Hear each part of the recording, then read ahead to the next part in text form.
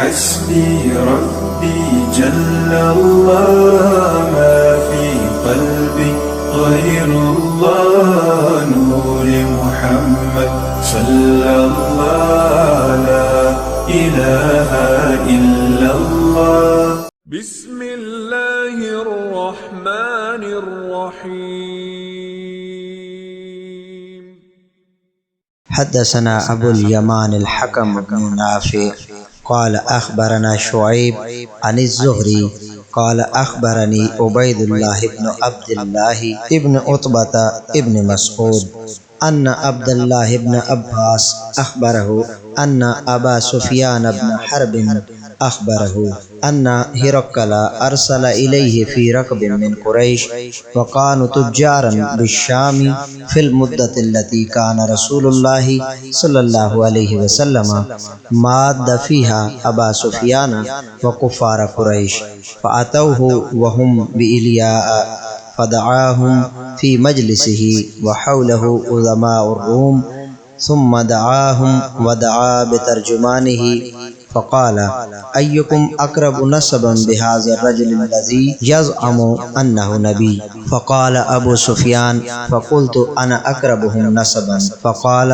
أدنوه مني وقربوا أصحابه فجعلوهم عند زهره.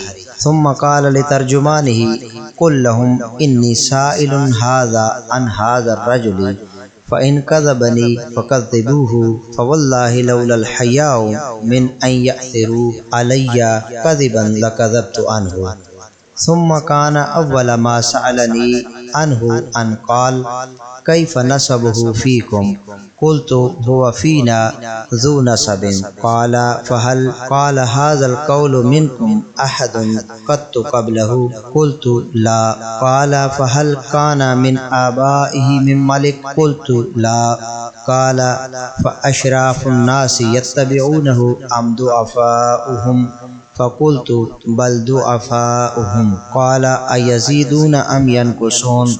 قلت بل يزيدون. قال فهل يرتد أحد منهم سخطة لدينه بعد أن يدخل فيه؟ قلت لا. قال فهل كنتم تتهمونه بالكذب قبل أن يقول ما قال؟ قلت لا. قال فهل يغدر؟ قلت لا. ونحن منه في مدة لا ندري ما هو فاعل فيها. قال ولم تمكنني كلمة أدخل فيها شيئا غير هذه الكلمة. قال فهل قاتلتموه؟ قلت نعم. قال فكيف كان قتالكم إياه؟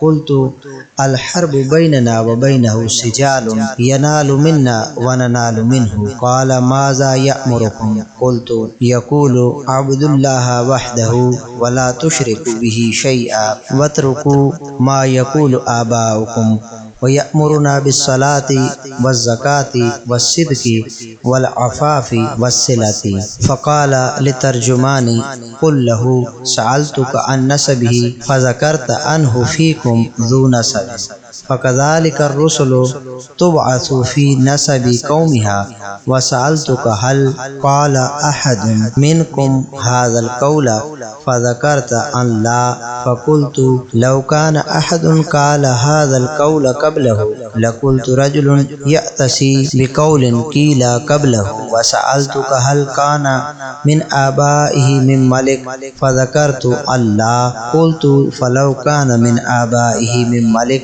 قلت رجل يطلب ملك أبيه. وسألتك هل كنتم تتهمونه بالكذب قبل أن يقول ما قال فذكرت أن لا. فقد عرف أنه لم يكن ليذر الكذب على الناس ويكذب على الله. وسألتك أشراف الناس اتبعوه أم ضعفاؤهم فذكرت أن ضعفاؤهم اتبعوه وهم أتباع الرسل.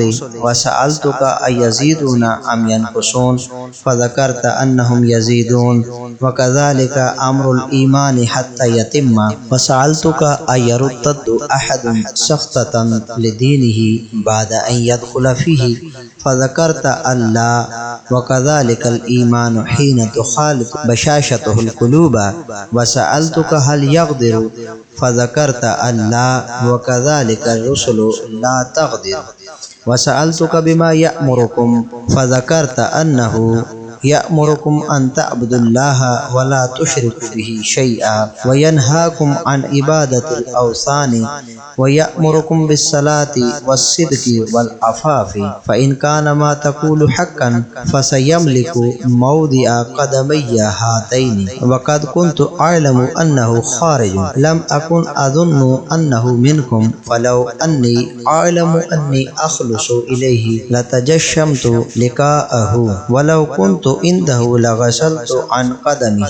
ثم دعا بكتاب رسول الله صلى الله عليه وسلم الذي بعث به دحية إلى عظيم بصرى، فدفعه إلى هرقل فقرأه فإذا فيه بسم الله الرحمن الرحيم من محمد عبد الله ورسوله إلى هرقل عظيم الروم، سلام على من اتبع الهدى. أما بعد فإني أدعوك بدعاية الإسلام، أسلم تسلم يؤتك الله أجرك مرتين، فإن توليت فإن عليك إثم الإرسيين.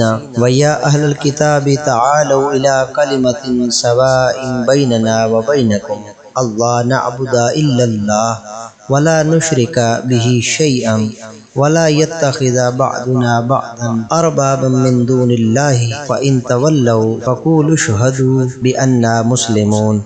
قال أبو سفيان فلما قال ما قال وفرغ من قراءة الكتاب كثر عنده الصخب وارتفعت الأصوات وأخرجنا، فقلت لأصحابي لقد أمر أمر ابن أبي كبشة إنه يخافه ملك بني الأصفر، فما زلت موقنا أنه سيظهر حتى أدخل الله علي الإسلام. وكان ابن الناظور صاحب إيلياء وهرقل سقفا على نصارى الشام يحدث عن هرقل حين قدم إيلياء: أصبح يوما خبيث النفس، فقال بعد بطارقتي قد استنكرنا هيتك. قال ابن الناظور: وكان هرقل حزأ ينظر في النجوم، فقال لهم حين سألوه: إني رأيت الليلة حين نظرت في النجوم ملك الختان قد ظهر،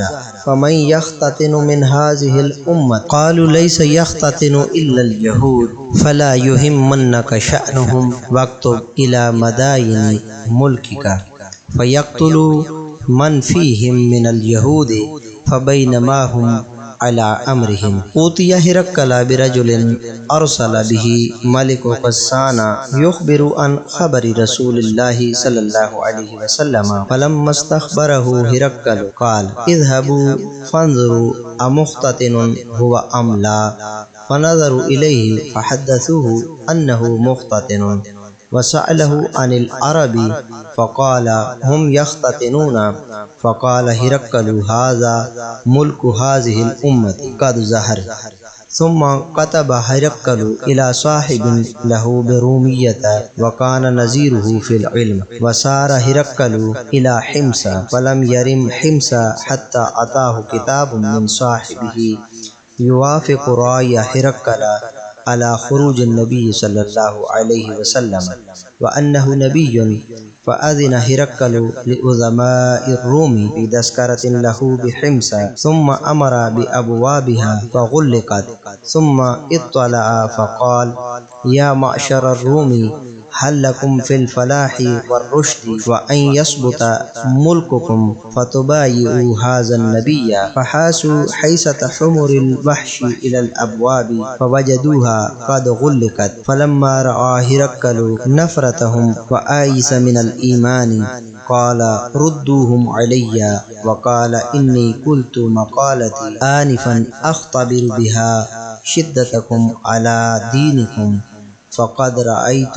فسجدوا له وردوا عنه، فكان ذلك آخر شأن هرقل۔ ترجمہ: حضرت عبداللہ ابن عباس رضی اللہ تعالی عنہما سے مروی ہے کہ انہیں حضرت ابو سفیان بن حرب نے بتایا کہ انہیں ہرقل نے قریش کی ایک جماعت کے ساتھ اپنے پاس بلایا جبکہ وہ شام میں تجارت کی غرض سے گئے ہوئے تھے۔ ان ایام مدت کے دوران جب کہ رسول اللہ صلی اللہ علیہ وآلہ وسلم نے ابو سفیان اور قریش سے معاہدہ کیا ہوا تھا، وہ لوگ ہرقل کے پاس گئے جبکہ وہ سب ایلیا میں تھے۔ ہرقل نے انہیں اپنے دربار میں طلب کیا اور ہرقل کے گرد رومی سردار تھے۔ جماعت قریش کو بلا کر اس نے اپنے ترجمان کو بلایا اور کہا، جس شخص نے نبوت کا دعویٰ کیا ہے تم میں بلحاظ نسب اس کا سب سے زیادہ قریبی کون ہے؟ ابو سفیان نے کہا کہ میں نسب کے لحاظ سے اس کے زیادہ قریب ہوں۔ ہرقل نے کہا کہ اسے میرے نزدیک کر دو اور باقی لوگوں کو اس کے نزدیک کر دو۔ پس درباریوں نے ان لوگوں کو اس کے پیچھے کر دیا۔ پھر ہرقل نے اپنے ترجمان سے کہا، میں اب اس سے اس شخص کے متعلق پوچھنے لگا ہوں، اگر یہ غلط بیانی کرے تو اس کی تکذیب کر دینا۔ ابو سفیان کا بیان ہے کہ خدا کی قسم اگر مجھے جھوٹا کہلانے سے حیا نہ آتی تو میں ضرور جھوٹ بولتا۔ پھر ہرقل نے مجھ سے سب سے پہلے حضور صلی اللہ علیہ وآلہ وسلم کے متعلق پوچھتے ہوئے کہا، تم میں اس کا نسب کیسا ہے؟ میں نے کہا کہ وہ ہم میں سے اعلیٰ نسب والے ہیں۔ اس نے کہا، کیا تم میں سے پہلے بھی نبوت سے متعلق یہ بات کسی نے کہی تھی؟ میں نے کہا، نہیں۔ اس نے کہا، اس کی پیروی کرنے والے مالدار لوگ ہیں یا غریب؟ میں نے کہا، غریب لوگ۔ اس نے کہا، وہ تعداد میں بڑھ رہے ہیں یا گھٹ رہے ہیں؟ میں نے کہا، بلکہ بڑھ رہے ہیں۔ اس نے کہا، اس کے دین میں داخل ہونے کے بعد کیا کوئی ناراض ہو کر دین سے پھرا ہے؟ میں نے کہا، نہیں۔ اس نے کہا، کیا یہ بات کہنے سے پہلے تم اس پر جھوٹ کی تہمت لگاتے تھے؟ میں نے کہا، نہیں۔ اس نے کہا، کیا وہ وعدہ کی خلاف ورزی کرتا ہے؟ میں نے کہا، نہیں، اور یہ ہمارے معاہدے کی موت ہے، نہیں معلوم وہ اس میں کیا کرنے والا ہے، ایفائے عہد یا وعدہ خلافی۔ اس لفظ کے سوا اور کوئی غلط لفظ ملانا میرے لیے ممکن نہیں رہا تھا۔ اس نے کہا، کیا کبھی تم نے اس سے جنگ کی ہے؟ میں نے کہا، ہاں۔ کہا، تمہاری جنگ کا انجام کیا ہوا؟ میں نے کہا کہ جنگ کی کیفیت ہمارے درمیان ڈول کی طرح رہی، کبھی وہ بھر لیتے اور کبھی ہم۔ کہا، وہ تمہیں کن باتوں کا حکم دیتا ہے؟ میں نے کہا، وہ کہتا ہے صرف ایک خدا کی عبادت کرو اور اس کے ساتھ کسی کو شریک نہ کرو اور ان شرکیہ باتوں کو چھوڑ دو جو تمہارے آباء و اجداد کرتے تھے، اور وہ ہمیں نماز، سچائی، پاک بازی اور صلہ رحمی کا حکم دیتے ہیں۔ ہرقل نے ترجمان سے کہا کہ ان لوگوں سے کہو کہ میں نے تم سے اس کے نسب کے متعلق پوچھا تو تم نے بتایا کہ وہ تم میں اعلیٰ نسب ہے، اور رسول اپنی قوم کے اعلیٰ نسب میں مبعوث فرمائے جاتے تھے۔ میں نے تم سے پوچھا کہ کیا تم میں سے کسی نے نبوت سے متعلق یہ بات پہلے بھی کہی تھی تو تم نے بیان کیا کہ نہیں۔ میں نے سوچا کہ اگر یہ بات پہلے کسی نے کہی ہوتی تو ممکن ہے یہ شخص پہلے کہی ہوئی بات کی نقل کر رہا ہے، اور میں نے تم سے پوچھا کہ اس کے آباء و اجداد میں کوئی بادشاہ ہوا ہے تو تم نے کہا کہ نہیں۔ میں نے سوچا کہ اگر اس کے آباء و اجداد میں کوئی بادشاہ ہوا ہوتا تو یہ اپنے بڑے کی بادشاہی حاصل کرنا چاہتا ہے، اور میں نے تم سے پوچھا کہ یہ بات کہنے سے پہلے کیا اس پر جھوٹ کی تہمت لگاتے تھے تو تم نے جواب دیا نہیں۔ تو میں جان گیا کہ یہ نہیں ہو سکتا کہ ایک آدمی لوگوں کے متعلق جھوٹ بولنے سے تو بچے لیکن خدا کے متعلق جھوٹ بولے۔ اور میں نے تم سے پوچھا کہ اس کی پیروی کرنے والے تمہارے مالدار ہیں یا غریب لوگ، تو تم نے بیان کیا کہ غریبوں نے اس کی پیروی کی ہے۔ جبکہ رسولوں کے پیروکار غریب لوگ ہی ہوتے ہیں۔ اور میں نے تم سے پوچھا کہ پیروکار تعداد میں بڑھ رہے ہیں یا گھٹ رہے ہیں، تو تم نے بتایا کہ بڑھ رہے ہیں، جبکہ ایمان کا معاملہ یہی ہے حتیٰ کہ مکمل ہو جاتا ہے۔ اور میں نے تم سے پوچھا کہ کیا کوئی ناراض ہو کر دین قبول کرنے کے بعد دین سے پھرتا بھی ہے، تو تم نے نفی میں جواب دیا۔ اور ایمان کا یہی معاملہ ہے کہ جب اس کی بشاشت دلوں میں سما جائے۔ اور میں نے تم سے پوچھا کہ کیا وہ وعدہ خلافی کرتا ہے، تو تم نے کہا نہیں، اور رسول وعدہ خلافی نہیں کیا کرتے۔ اور میں نے تم سے پوچھا کہ وہ تمہیں کن باتوں کا حکم دیتا ہے، تو تم نے بتایا کہ وہ تمہیں حکم دیتا ہے کہ ایک اللہ کی عبادت کرو اور اس کے ساتھ کسی کو شریک نہ کرو، اور تمہیں بتوں کی پوجا کرنے سے منع کرتا ہے، اور تمہیں نماز، سچائی اور پاک بازی کا حکم دیتا ہے۔ اگر تمہاری یہ باتیں صحیح ہیں تو جلد ہی وہ میرے ان قدموں کی جگہ کے بھی مالک ہو جائیں گے۔ مجھے اچھی طرح معلوم تھا کہ وہ ظاہر ہونے والے ہیں، لیکن یہ نہیں سوچا تھا کہ وہ تم میں سے ہوں گے۔ اگر میں جانتا کہ ان تک پہنچ پاؤں گا تو ضرور شرف زیارت حاصل کرتا، اور اگر میں ان کی بارگاہ میں حاضر ہوتا تو ان کے قدموں کو دھونے کی سعادت حاصل کرتا۔ پھر اس نے رسول اللہ صلی اللہ علیہ وآلہ وسلم کے نامہ مبارک کو منگوایا جو آپ صلی اللہ علیہ وآلہ وسلم نے حضرت دحیہ کلبی کے ہاتھ گورنر بصرہ کے پاس بھیجا تھا، اور گورنر بصرہ نے ہرقل تک، پھر ہرقل نے اسے پڑھا تو اس میں تھا: اللہ کے نام سے شروع جو بڑا مہربان نہایت رحم کرنے والا ہے، محمد کی طرف سے جو اللہ کے بندے اور اس کے رسول ہیں، روم کے بادشاہ ہرقل کے لیے سلام اس پر جو ہدایت کی پیروی کرے۔ اما بعد، میں تمہیں اسلام کی دعوت دیتا ہوں، اور اسلام قبول کر لوگے تو سلامت رہو گے۔ اللہ تعالیٰ تمہیں 2 گنا اجر دے گا، اور اگر منہ پھیرو گے تو تمہاری رعیت کا گناہ بھی تم پر ہوگا۔ اے اہل کتاب، اس بات کی طرف آ جاؤ جو ہمارے اور تمہارے درمیان یکساں ہے کہ اللہ کے سوا کسی کی عبادت نہ کریں اور اس کے ساتھ کسی کو شریک نہ کریں، اور آپس میں ایک دوسرے کو خدا نہ بنائیں اللہ کو چھوڑ کر۔ اگر اس سے پھرو تو کہہ دو کہ گواہ رہنا، کیونکہ ہم مسلمان ہیں۔ ابو سفیان کا بیان ہے کہ جب ہرقل نے اپنی بات مکمل کی اور نامہ مبارک پڑھ کر فارغ ہوا تو اس کے آس پاس شور ہونے لگا اور آوازیں بلند ہو گئیں، اور ہمیں وہاں سے نکال دیا گیا۔ تو نکلتے وقت میں نے اپنے ساتھیوں سے کہا: ابن ابی قبشہ محمد صلی اللہ علیہ وآلہ وسلم کا معاملہ اتنا بڑھ گیا کہ بنی اصفر روم کا بادشاہ اس سے ڈرتا ہے۔ اس وقت سے مجھے یقین ہو گیا کہ بہت جلد اس کا غلبہ ہوگا۔ محمد صلی اللہ علیہ وآلہ وسلم، حتیٰ کہ اللہ تعالیٰ نے مجھے دائرہ اسلام میں داخل فرما دیا۔ ابن ناطور جو ہرقل کی طرف سے حاکم ایلیا اور شام کے نصرانیوں کا سردار تھا، اس کا بیان ہے کہ ہرقل جب ایلیا میں آیا تو ایک صبح کو افسردہ تھا۔ اس کے کسی مصاحب نے کہا کہ ہم آپ کو افسردہ دیکھتے ہیں۔ ابن ناطور کا بیان ہے کہ ہرقل علم نجوم کا ماہر تھا، لہٰذا اس نے سوال کے جواب میں کہا: آج رات جب میں نے تاروں کو دیکھا تو نظر آیا کہ ختنہ والوں کا بادشاہ ظاہر ہو چکا ہے۔